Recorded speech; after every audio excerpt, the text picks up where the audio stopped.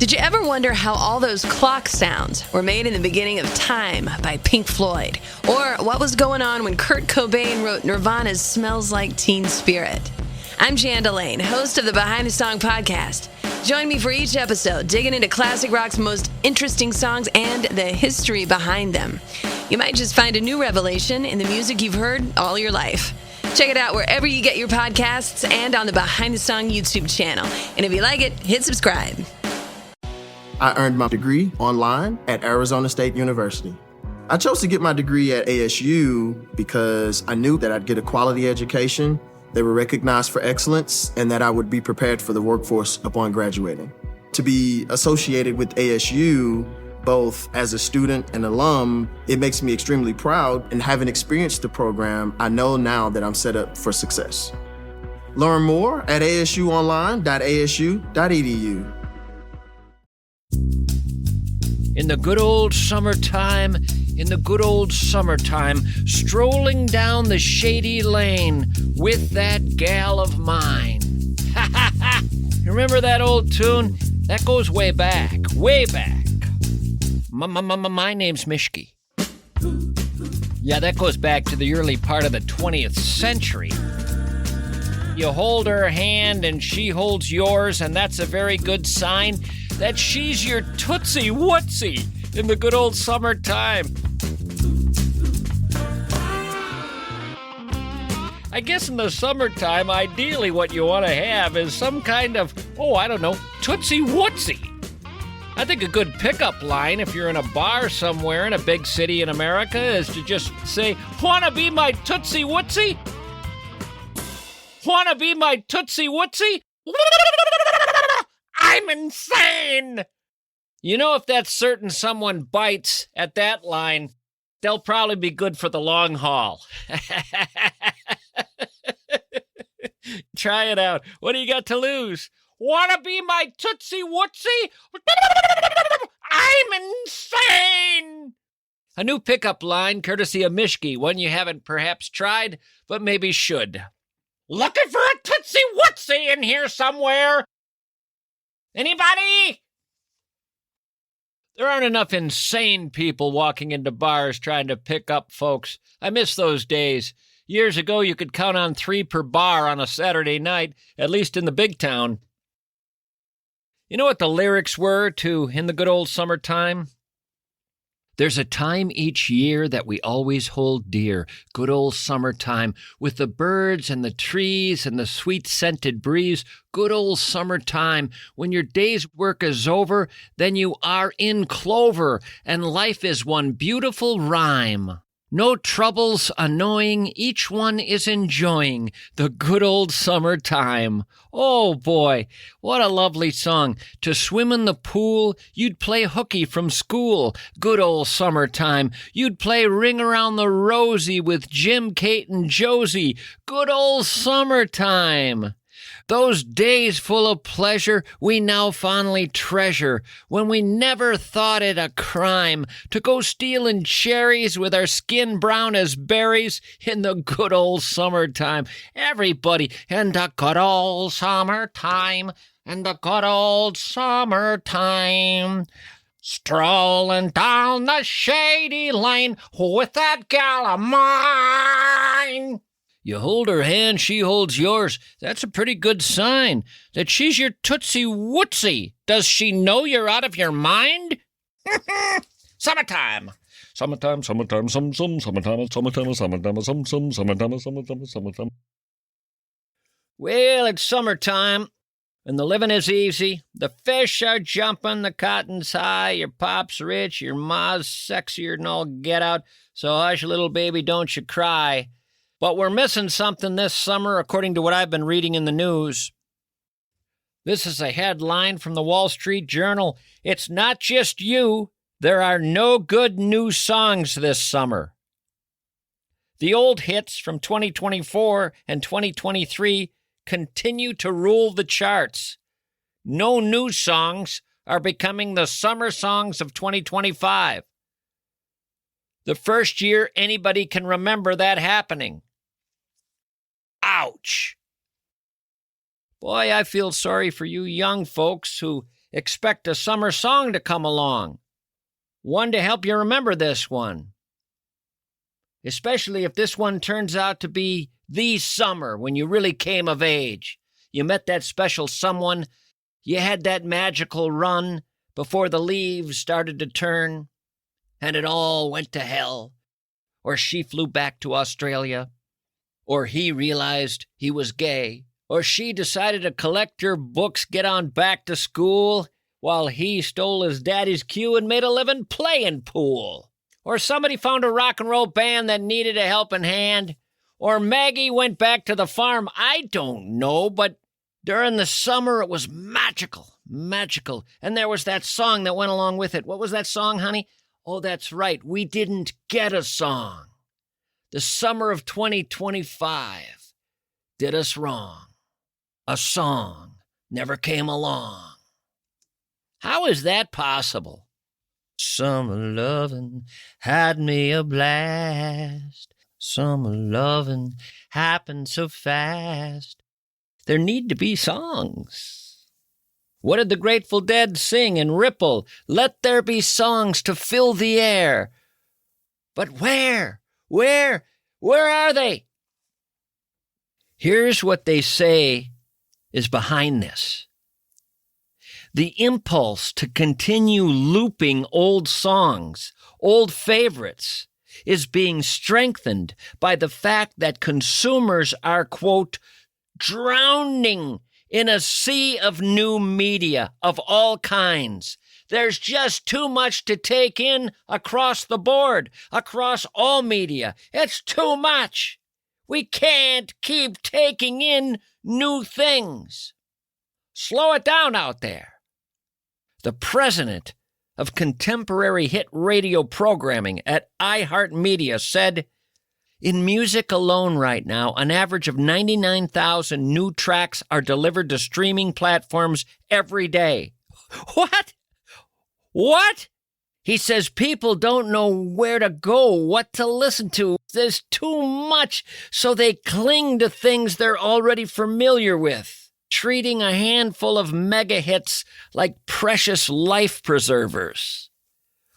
Whoa. You know, I think back to 1965, where were you? Were you listening to Sugar Pie Honey Bunch by the Four Tops? I Got You Babe by Sonny and Cher? Or 68, was it Grazing in the Grass? Stoned Soul Picnic? Was it Born to Be Wild? 72, was it Brandy, You're a Fine Girl? Or Lean on Me by Bill Withers?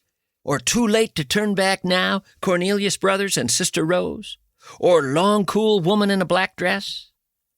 How about 73, Will It Go Round in Circles? Remember that one? Or Let's Get It On by Marvin Gaye. 1983, Sweet Dreams, The Eurythmics, Maniac, Electric Avenue, She Works Hard for the Money. Donna Summer, 83, She Works Hard for the Money. How about 2012? We won't go so far back. 2012, Titanium. Or the song Just Somebody That I Used to Know. 2019, few years ago, it was Old Town Road. The question you have to ask yourselves is it summer when there isn't a summer song? Perhaps we should write a summer song together right now. All of us together. Let's write a summer song and squeeze it in while it's still summer. We'll have to steal from different artists. I think we're going to have to steal just a little bit here and there. Take some from this song, some from that song. Lyrics mostly. Summer lyrics. Selena Gomez, for instance, she's got that lyric, the heat is blazing like the 4th of July. I got the aircon on and it's blasting high, so just grab something cool and jump in your ride. Pick up everybody, I'll be waiting outside. That's the vibe we're going for, see? We'll steal part of that. Zach Brown writes, I got my toes in the water, ass in the sand, not a worry in the world, cold beer in my hand. Zach, we're going to steal that. And then we'll shoot over to Fifth Harmony and just take that line, no stress, baby, you can find us, getting down on a beach in Dubai, poolside sipping on a Mai Tai.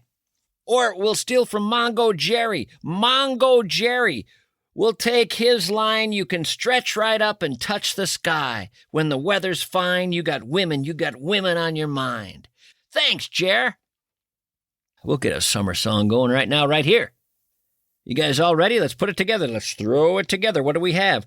The heat is blazing like the 4th of July. I got the aircon on, blasting high. So just grab something cool and jump in your ride. Pick up everybody. I'll be waiting outside. Toes in the water, ass in the sand. Not a worry in the world. Cold beer in my hand. Maybe on a beach there in Dubai. Maybe sipping on a cold Mai Tai. Maybe stretching up and touching the sky. Either way, with women on my mind. In the summertime when the weather is hot, you can write a hit song or you cannot. 2025 never came alive. Not in a song. Summer took a dive. No one wrote and no one played. No radios were blasting in the shade. Try to walk barefoot, you got a splinter. Try to write a summer song, it just came out winter. Try to pick up a girl, you just got spurned. Try to lie in the sun, you just got burned. It was the season to feel the summer breeze. The season to put your mind at ease. The season to picnic, wine, and cheese. But all you got was Lyme's disease.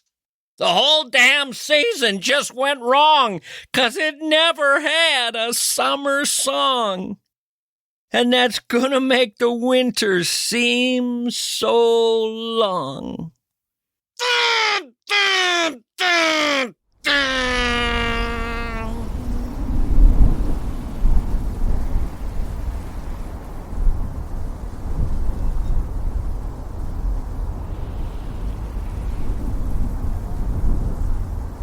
All right, quick break, then we're going to be back. Back.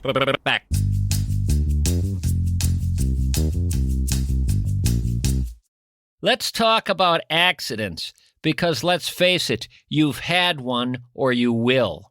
1 minute you're minding your own business, and the next, a rogue lawnmower flings a rock right into your face. Bam! Smacko! Pow! Suddenly you're acquainted with the grass in a way you never have been before. Now what do? You could just deal with it, walking around with your face all messed up, feeling sorry for yourself, medical bills stacking up like an unsorted pile of coupons that you'll never use.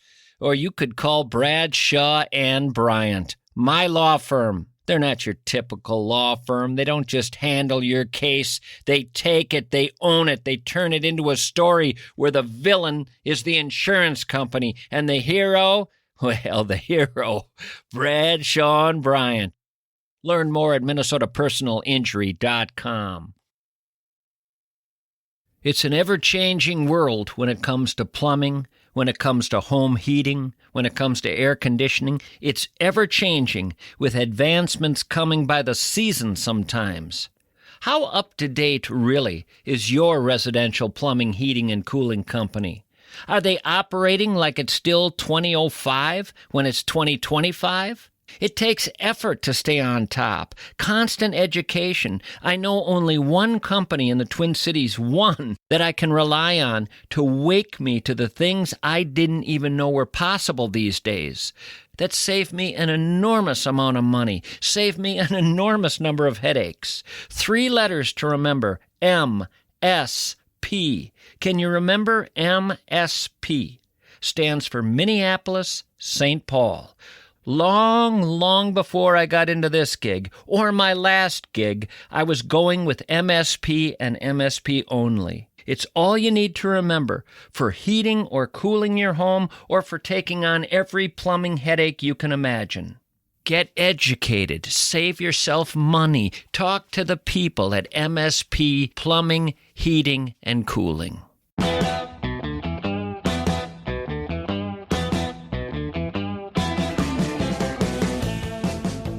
Recently, a 29-year-old Google software engineer was doing one of the things she loved most of all, hiking in Yosemite National Park.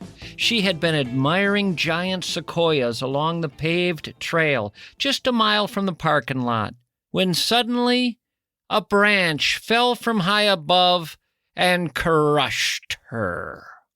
You're 29. You're hiking in Yosemite, along the trail, a mile from the parking lot, enjoying the view of the sequoias, when one of them decides to drop a branch. Boom, you're gone. Over, done, finished. Do you ever worry about sharks? More people are killed by falling tree limbs every year than by sharks. Do you worry about lightning? More people are killed by falling tree limbs than are killed by lightning each year.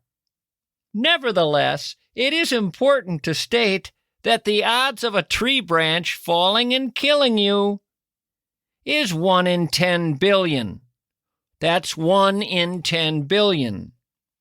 Our 29-year-old Google software engineer just wanted to go on a walk. Random death, you came for me. You picked me out haphazardly. Must have been feeling a bit carefree, taking out folks willy-nilly.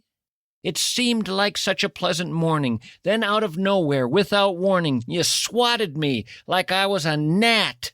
I just want to say, hey, thanks for that. I thought I would die somewhere around 80. Guess I'm not that lucky, lady. I picked the wrong day to take a stroll. You were out looking for someone to roll. Which poet said, I shall never see a thing as lovely as a tree? I'd like to find him and take his pen and shove it where the sunlight has never been. You know, I did a little research into limbs falling on people just randomly, people outdoors, minding their own business. I came across a lot of women who've been killed by tree branches. South Carolina here, last year, 5 p.m., woman walking down the street, hit by a falling tree limb, 5 in the afternoon, residential street. Folks ran up to her, tried CPR, couldn't get a pulse. She was pronounced dead at the hospital. Here's Jennifer, 44 years old, killed when a tree limb fell on her while she was at Slide Hill Park, Sacramento, California. The branch fell 40 feet from the air, weighed about 100 pounds, middle of the afternoon. Said the head of the Urban Forestry Division in Sacramento, what happened with this woman is a phenomenon known as sudden limb drop. Sudden limb drop, that's the formal term for it. An 11-year-old kid came up with that, and they said, that's perfect, we'll call it that. Sudden limb drop. Well, a lot of people out there have been victims of sudden limb drop. I don't care if the odds are 10 billion to 1. A lot of people are taking a tree limb to the noggin. There's a whole Reddit conversation on this, where people weigh in and say, well, if a tree branch hits you in the head and it just kind of dropped randomly, you're probably dealing with an Australian gum tree. Yeah, those things are called the widowmakers. Someone else argues, no, the widowmakers are the Bradford pear trees. They'll drop a branch, boom, you're gone. I've been learning a lot about this stuff. Give a listen to some of these news reports. Each one is a different person dying from a tree limb falling on them randomly when they're just out enjoying their day. No storm, no winds. Bye-bye. Family and friends are mourning the death of a 76-year-old Montreal woman after she was killed by a falling tree branch while waiting for a bus in Côte St. Luc. A 61-year-old woman has died after she was struck by a falling tree. A large tree branch falls on a woman and kills her. A former Central Bucks School District employee died from blunt force trauma after a tree hit her yesterday afternoon. She was found near the 1700 block of Valerie Lane. A Meadowlands woman is dead after being hit in the chest by a tree branch. She was taken to a hospital where she later died. An 80-year-old woman was killed in Perry after a tree branch fell and hit her. You can see this massive branch here. That branch fell on the woman as she was walking her dog. Are these all women? Don't we have any guys?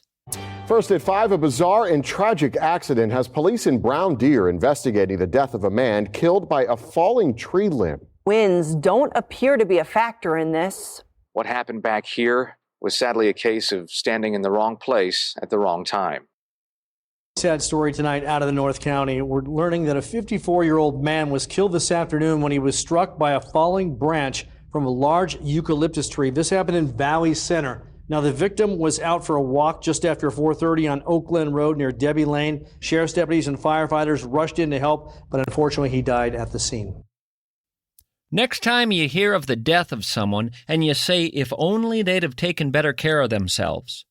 Next time you hear of the death of someone where you say, if only they hadn't been out on that dark country road so late at night. Next time you learn of the death of someone and say, if only he or she had been wearing a helmet. Just realize death is just a thing that comes along. It comes and it finds us and it taps us on the shoulder and it says, you're next, camper. Some people climb the sheer rock face of El Capitan in Yosemite without a rope, without a net. They live to laugh and tell the tale. Some people walk their dog and get taken out with a tree branch. Life is absurd. Aeschylus, the famous Greek playwright, was killed when an eagle dropped a tortoise on his head. Bye-bye. Alan Pinkerton, the founder of the Pinkerton Detective Agency, he slipped on a sidewalk, bit his tongue, and he got a fatal infection in the tongue. Hans Steininger died after tripping over his own beard. He had a really long beard. He tripped over it, fell down, hit his head on a rock. So long. Isadora Duncan, the famous dancer, she died when her scarf got entangled in a car wheel. Strangled her. Bobby Leach survived Niagara Falls. He went over Niagara Falls in a barrel, but died later in life slipping on an orange peel and hitting his head. Here's a guy I found. Died in Barcelona, was found inside a dinosaur statue. He apparently had become trapped inside it while trying to retrieve his cell phone. I bet he was inside that dinosaur and felt the tap on his shoulder. It was death saying, you're next. Leave the cell phone, grab the cannoli. Little Godfather reference there, sorry. You folks out there going for a walk this summer, this fall, just remember there's a phenomenon known as, and this is the official term, sudden limb drop.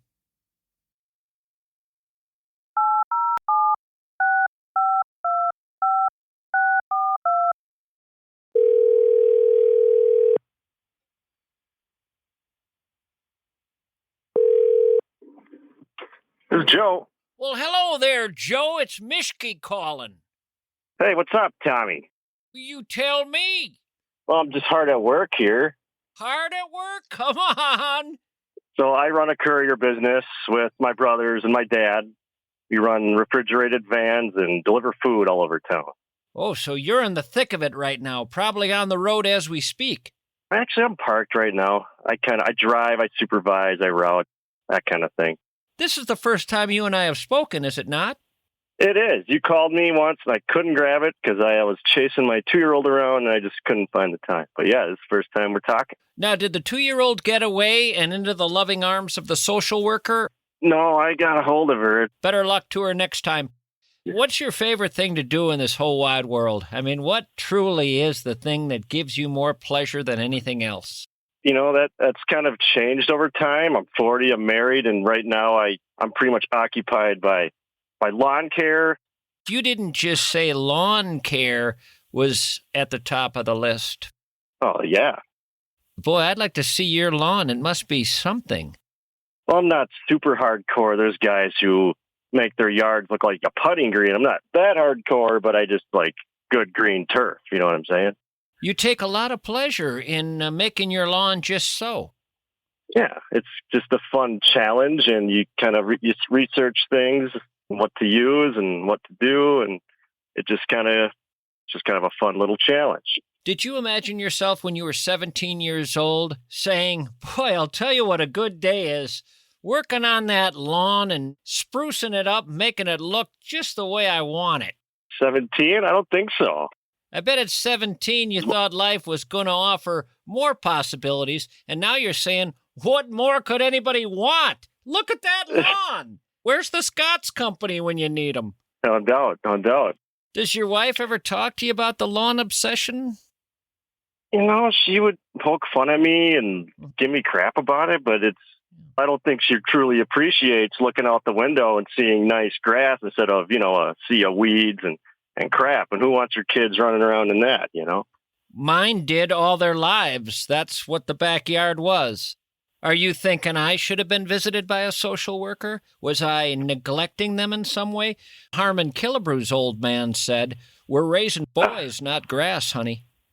Trust me, if they're out there playing and guffing it up, it's fine. I'll fix it. You'll fix it later. Midnight, 2 a.m, getting it back to the way it was before they had their little ball game. Just fluff it up a little bit, Otherwise, it'll bother me. Your life is over, Joe. It's over. What happened to you? Where's that 17-year-old? We got to wake him up. The 17-year-old's probably too busy beer drinking and cruising around. But he was living. He was living. This is living. I find this living. I got a brother who used to live in the city, and he moved out into a house, and now he's doing a lot of wrenching and lawn stuff. And my father-in-law, he quoted as to say he's finally living like a human, doing human stuff. I think that's pretty accurate. Say that again. I have an older brother who lived downtown Minneapolis, like in a high-rise, and did that whole thing, city living. But then he found a house, and now he's been wrenching on stuff. He's been working around the house, doing lawn stuff. My father-in-law said, hey, now he's living like a human being, like a true human being. Just putzing around the house, you know what I mean? Because there's always stuff to do around the home. And now that he's putzing around, wrenching on stuff, doing things around the house, fixing things up, now he's kind of living like a human being. Yeah. And instead of, riding bikes around the city and grabbing a bagel or something, who needs that? Yeah, so he dumped the life of riding a bike around the city and having a bagel, and now he enjoys the good life, which is wrenching around the house. Do you ever sit around saying to yourself, just privately, well, this is as good as it's going to get? I mean, this is the top of the mountain for me. Yeah. I'm happy with how it's going, and, hopefully it gets better and not worse. Well, how can it get better? Give me one way it could possibly be better. Good point. Yeah. It can't get better. That's the point, huh? You're in your 40s, right? Yeah, just turned 40. Oh, yeah. From here on out, life begins to take. It's been giving. It's been giving for a while, since you were a little kid. And it's coming up on time to take. And it'll do it slowly. Take a little here, take a little there. But try to hang on to what you can. Otherwise, it's coming for the rest of it. This business you have, how many hours do you figure this takes from you each week? 40-ish. And when you're in the midst of it, are you saying, this job is pretty easy. I got it down. Pays well enough. Certainly allows me the kind of money I need to make myself a nice lawn. I'm a happy man. Absolutely. You should write a little book, or at the very least a pamphlet, how to be a happy guy. I don't know if anyone will read it. Think it'd be that exciting for them? Well, I think what they'd enjoy is that it's just a pamphlet. You could go through it quickly, go to the bathroom and have it next to the toilet and have people just go over it real quickly. And it would be something they could take with them, and they realize, I've been complicating my existence. Look at this man. Look at what brings him joy. I want that. I want that feeling for me. In the pamphlet, you would have the 3 steps to arrive at that sensation. And you could write the 3 steps. Get a good lawn, get a good job. I don't even think you need a third thing. There's 2. You're good at 2. I've never been a blogger. It just sounds corny to me, but I can do a pamphlet. A pamphlet? I can get you a pamphlet by next Thursday. I'll have my 10-year-old contribute. Let's only get the 10-year-olds take. I like that. Right. I'm going to do that. I'm going to do that for you. I think the listeners are chomping at the bit to get at this, so the sooner the better. I appreciate this. Thanks for doing a little homework and delivering something we can use on the program. Sure thing. I'll work on that. All right, I'll let you get back to the job. Thanks for calling, Tommy. Yeah. Nice talking to you, bud. Great talking to you as well. So long.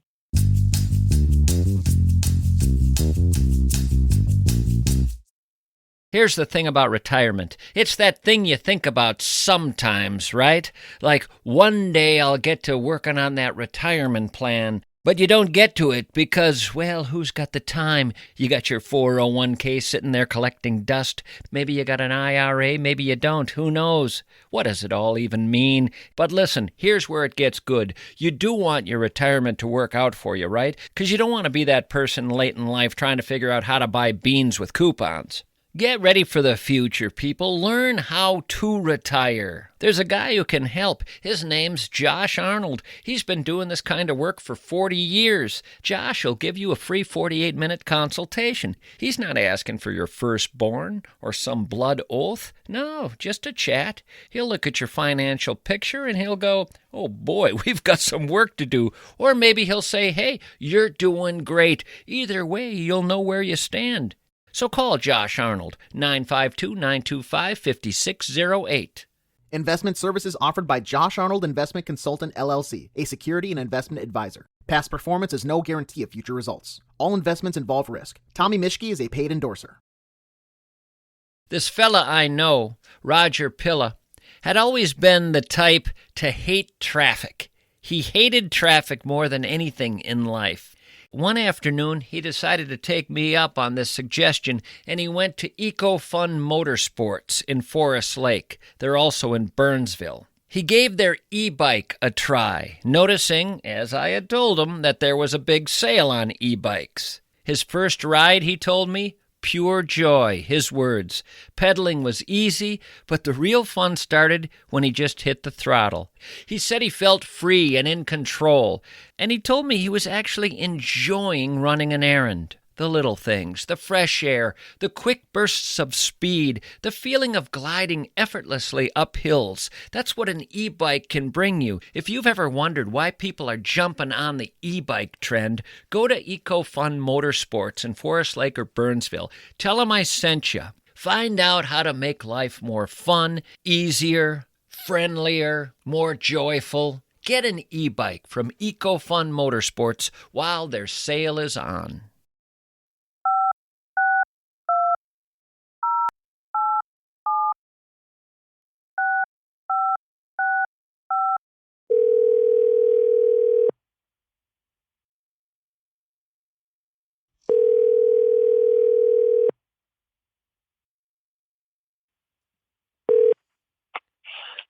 Yo, ding, flippin', what you call your hidey ho-ski? Yo, ding, flippin', what you call your whiz-bang, highfalutin, hidey-ho-ski. How are you doing, sir? I'm well. Where am I finding you on this planet? Burbank, California. Burbank, California? Nothing happens there. I remember hearing Johnny Carson talk about Burbank, and he never made it sound very attractive. I believe that's where he shot The Tonight Show. My apartment is just down the street from what used to be the NBC studios where he filmed the Carson show. Right there in Burbank. I once heard somebody say that L.A. is like 7 of the best cities in the world and 6 of the worst cities in the world, all kind of glommed together. Now, having been to L.A., when you say that it has elements of the best cities in the world, I've not seen that.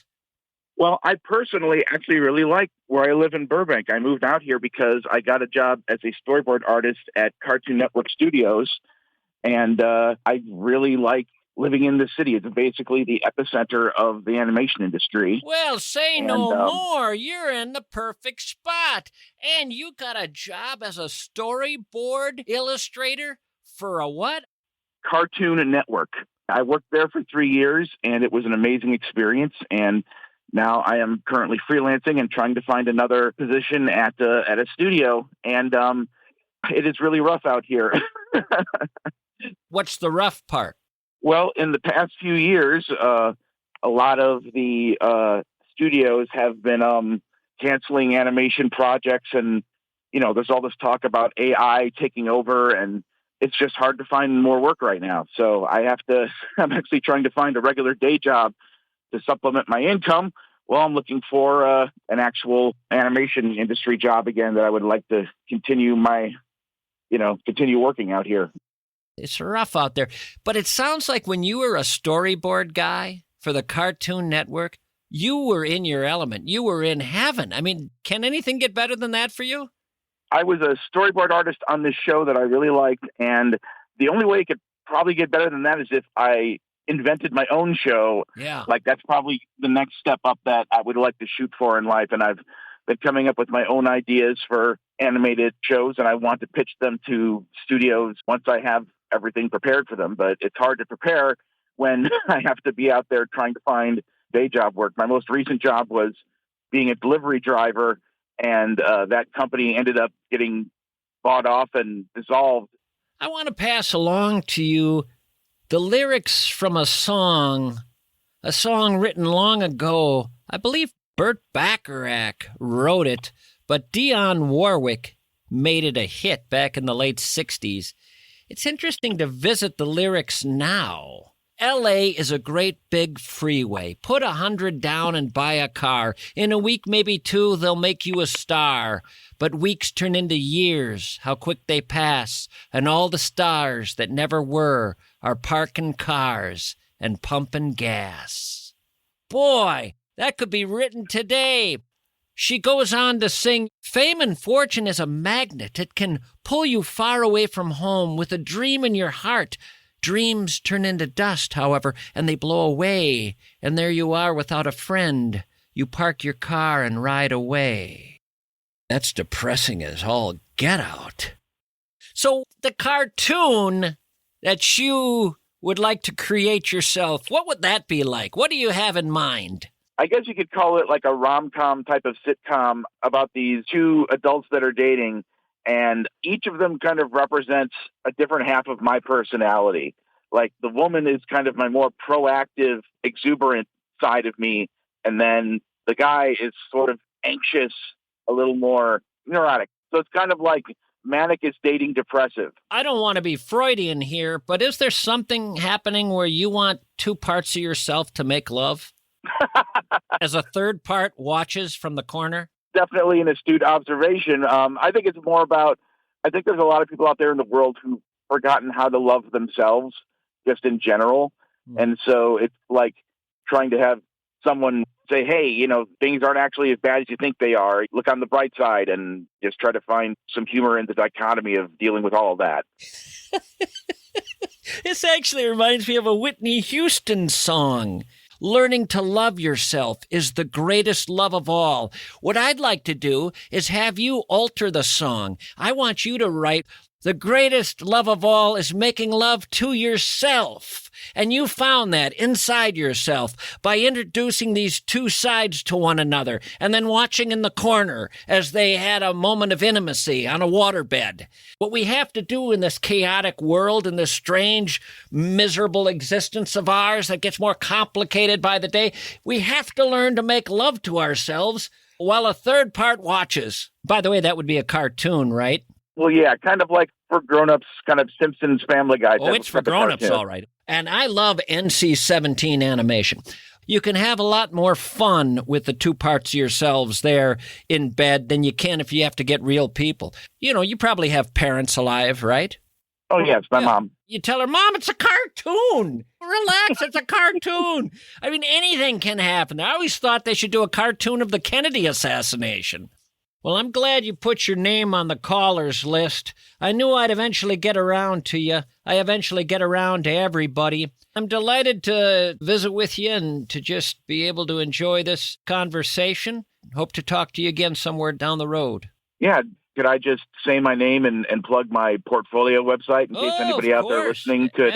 Absolutely. If anybody out there listening is in the animation industry looking for a storyboard artist, my name is Luke Stankowski, but I go by Luke Ski. So my website is www.luke.ski, Luke.ski, and that's where you can find my storyboard and animatic portfolio and see my work. Well, if something would come of this, just from you mentioning that on the show, I would be thrilled. That alone would make me happy that I took this gig. So I wish you all the best with that, and stay in touch. All right, cool, man. You too. Have an awesome time. Bye-bye.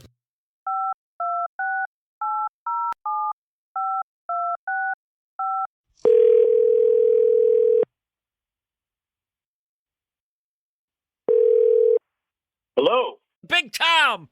MISCHKE calling. How are you? I'm excellent, my friend. How are you? I'm well. You can call me Shorty. Here's the thing I want to talk to you about. You texted me, letting me know your father's last words. I had done a bit on the show on people's last words, and you texted me, and along with letting me know that you wanted to be on the callers list, you let me know that your dad's last words were, "I want to go, but these bitches have me tied down and I cannot get loose." Those are unusual last words. I'm never going to encounter that again the rest of my life. What on earth was happening, do you think, in his consciousness that he would say he wants to go, he wants to head to the afterlife, but some bitches have tied him down and he cannot get loose? Are those Satan's hellhounds? What happened was he was tied to the bed because he had fallen out twice the night before. He was trying to follow somebody only he could see, and he was reaching up towards this thing that no one else could see. They were apparently telling him to come on up, let's go. And I wonder what would happen if you left guys like that alone, because we must naturally be built in such a way that at the end we do see these things and we are tempted to follow, and we're encouraged apparently to follow, and so we start to follow, and maybe that should be allowed. I wonder what would happen if no one was around and he just was allowed to follow. What do you think?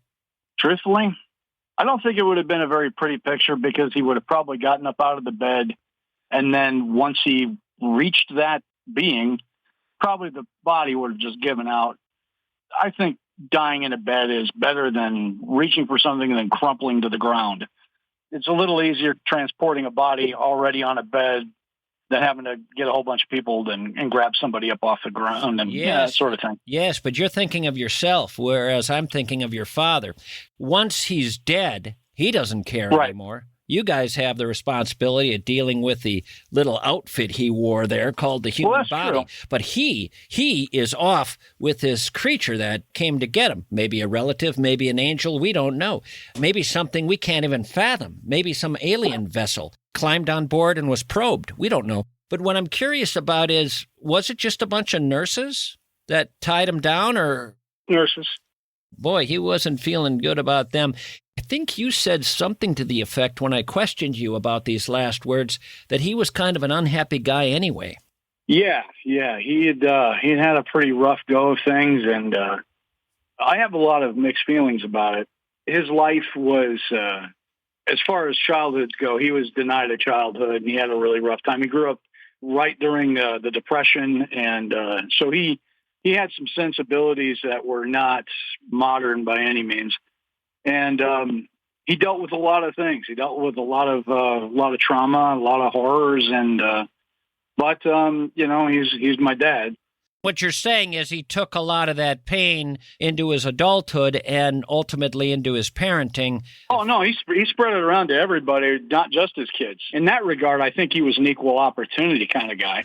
But the fact of the matter is that on the way out, he had suffered tremendously. He was done. He was ready to just kind of get it over with. Yeah, it was something to watch this guy go from being one of the most incredibly hostile human beings on the planet to somebody who you couldn't harbor any ill will towards, because he didn't even remember who I was. He had dementia. And it's a terrible way to go out. The dementia had kicked in probably about 8 to 10 years before he passed, and it was mood swings and hostility, all kinds of crazy stuff. So it's one of those things where I wouldn't wish it on anybody. And I just so happened to be in town. I hadn't talked to him in years. And I drove down. I went to his house. I was just going to try to clear the air. He didn't even know who I was. And then he had to go in for surgery that next morning. And then that's when I stayed, and I was there for the end. Wouldn't it be gratifying on some level to know? And the key here is on some level, because I think on some level this is true. On some level, it was good for him that you were there. Oh, absolutely. Absolutely. It did a lot of things for me, too. There was a moment of clarity where, he knew who I was. When he came out of the surgery, he knew exactly who I was. That was kind of a little bit of a cathartic moment. I recently had an interview with a neurologist who talked about the extraordinary thing that happens late in life in the last couple of days, very, very near the end, where there's this illumination, this waking up, this clarity that comes to the brain, and all symptoms fade. And people who are the loved ones of the dying person both get the gift of that and feel kind of doubly hurt because they just get a taste of it before the person disappears, before they die. But it is this sense of the person being back for a little bit before they're gone, and they don't really know what's happening in the brain that's causing that. Think of it like rebooting a computer, just before it decides to crash. Yeah. For that moment, you get to have, a glimpse of what could have been. Yeah. And I think that realistically, what we really mourn the most is the potential realities of what could have been. That's what really makes us grieve more than anything else. I had my first ambulance ride ever on Mother's Day of this year while I was unsupervised and had no one to take care of the pets or any of that stuff. And I was the only one that saw this being in the ambulance. That kind of left me a bit changed after that. What being did you see in the ambulance? In all honesty, I don't really understand what I saw, but it was like imagine a circle. It's like a sphere of light, and then it had points of light that came off of it, geometric patterns. And it just sat there and it was telling me, you're going to be okay. You're going to be just fine. Do you think the "you're going to be fine" was on multiple levels? Not just physically, not just you're going to survive this emergency that has you go into the hospital. You're going to be just fine in general, cosmically. Yeah, that was the weirdest part about it. It was like, I had this moment where it's like everything's falling apart. I may not go home. No one knows what's going on. I don't have my phone. All of this stuff. And then all of a sudden there's this thing, and it just showed up, and I could just hear it inside my head saying, you're going to be okay. That must have been extraordinarily comforting. Yeah. You want to talk about reassurance about the world? Yeah, I have it. I've talked to many people over the years, many people who have reported experiences that are in this area where the common denominator is everything's fine, everything's okay, everything's going to be okay. There is nothing ultimately to worry about. There is this strange mystical message that repeats all over this globe, time and time again, with people in different situations, not dissimilar from your own, that results in this message. There is something about the cumulative effect of running into person after person after person, passing this along in different scenarios, different situations. It has an effect on me just in the sheer number of times I encounter these stories.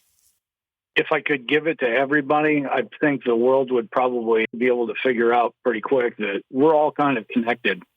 There's a certain interconnectedness that we all have on this planet.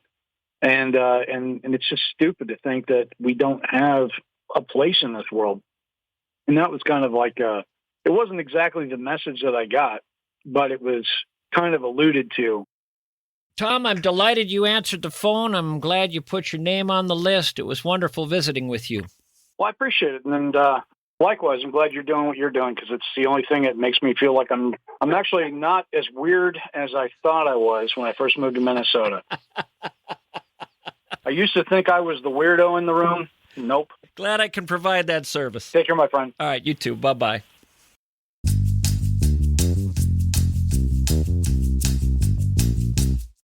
It's a Tuesday morning. You're standing in front of your business feeling like a champion when suddenly, bam-o, your pressure washer dies. Not a little sputter either. Nope, a full-on goodbye cruel world moment. Now, you could pretend you're not in trouble. You could grab a bucket and sponge, but you're a business owner, not a medieval peasant. You need power. You need force. You need American pressure. Yes, may the force be with you. American Pressure doesn't just sell pressure washers. You need your pressure washer to stop acting like it's on strike?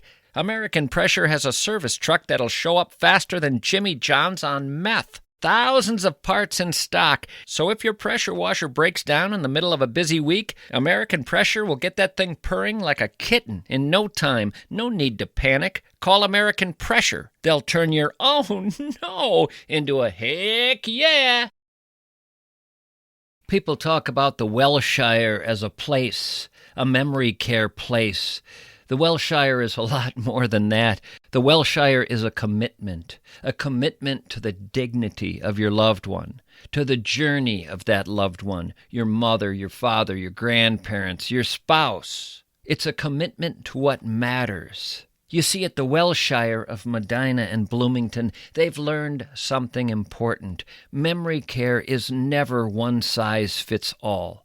That's why at the Welshire they've reimagined how memory care should look. 4 distinct units, each designed for a specific stage of memory care, so that your loved one is always met where they are. And the space, it's not just functional at the Welshire, it's elegant, it's thoughtfully designed, beautifully modern, equipped with everything from personalized care plans to enriching activities that bring joy and connection to every single day. There is no better place. The Welshire of Bloomington and Medina.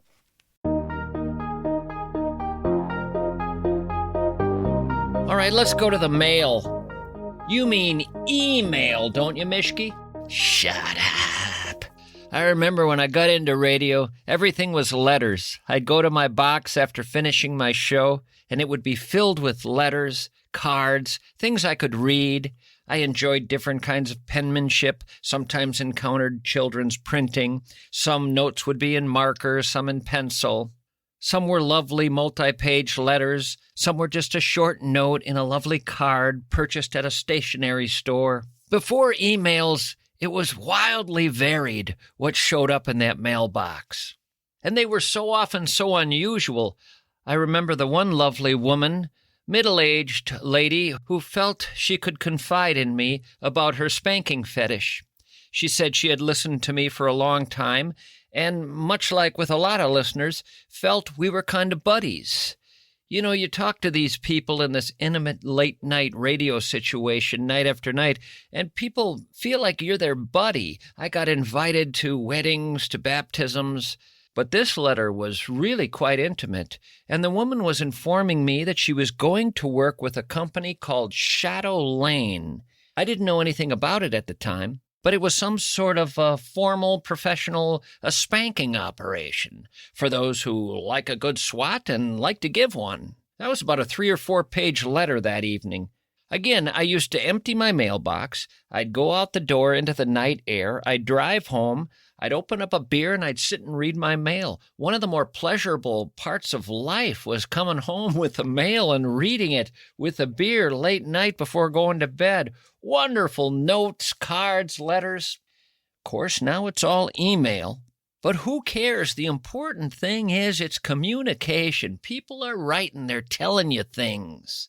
So now if you want to write, you just address it to MISCHKE@HubbardRadio.com. That's what this fella did. So here we go, a lovely letter from a listener. Hey, Mishk, it's Todd here. Please excuse me, I'm a bit of an oddball.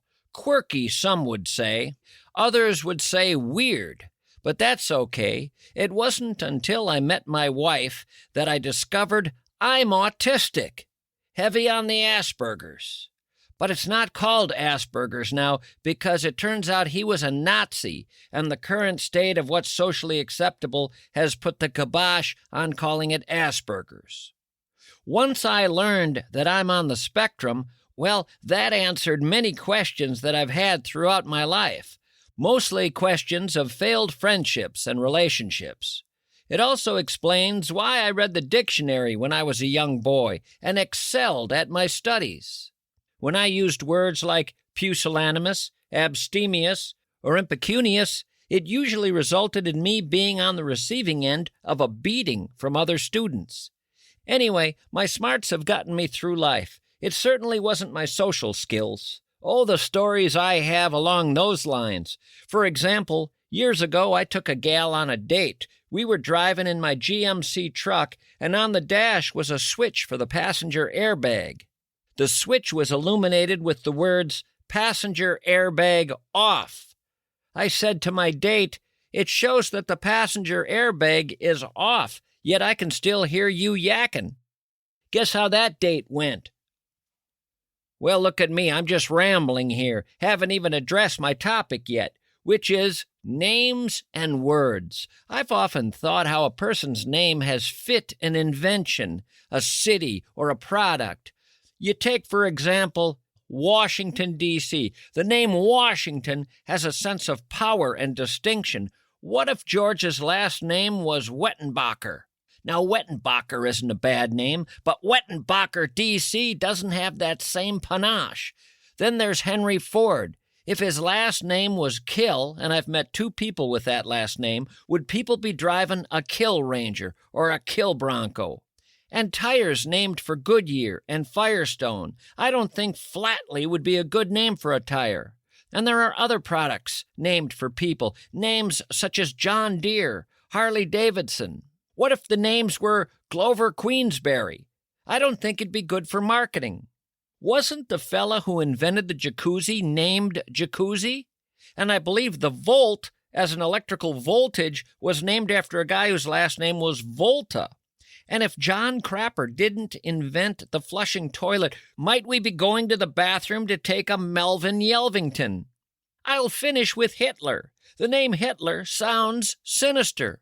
But a couple of years ago, I read a book about the Third Reich, and the author wrote that somewhere in Hitler's lineage, the family's surname was changed from Schicklgruber. Instead of Heil Hitler, the Nazis would have been goose-stepping to Heil Schicklgruber. Not very sinister. That's all, Mischke. You've said on your podcast that listeners can offer show suggestions. Well, it may not be much, but perhaps you can work your magic with what I've written. Well, I think you've already worked the magic there, Todd. Todd closes by writing, I was raised on a farm 90 minutes north of St. Paul. We had an outhouse for the first couple of years. We took baths in a Martin galvanized tub on the kitchen floor until I was 10. That's when Dad installed a bathtub. The bathroom door was a sheet of plywood. There were 2 bedrooms for Dad and Mom and 4 kids. My brother and I slept on a hide-a-bed for several years. The door to the second bedroom was a sheet. A wood door was never installed. Summer vacation was spent harvesting corn and hay for the cows, in addition to dropping trees so that they could dry over the winter and be ready to cut for firewood the next summer, while last year's trees were cut and split for the current winter. I wouldn't change a thing, Mischke. My parents were the best and took great care of me and gave me many wonderful memories. Look at me, I'm rambling again. Thank you, Mischke. Signed, Todd. Well, I enjoyed your email, Todd. Thank you very much. Those of you who'd like to write me, Mischke@hubbardradio.com.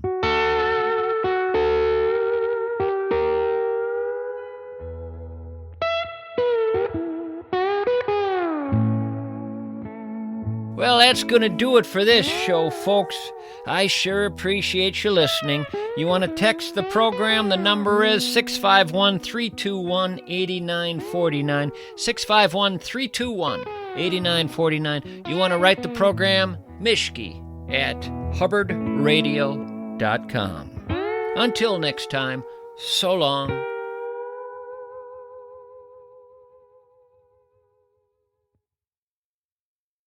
Mischke here, joining the GL world to pitch my new podcast, which now comes out twice a week, Wednesdays and Fridays. The show features an extraordinary array of exotic circus performers, forgotten Hollywood starlets, reclusive Fortune 500 CEOs, professional taxidermists. Yep, wait a minute, that's a different promo.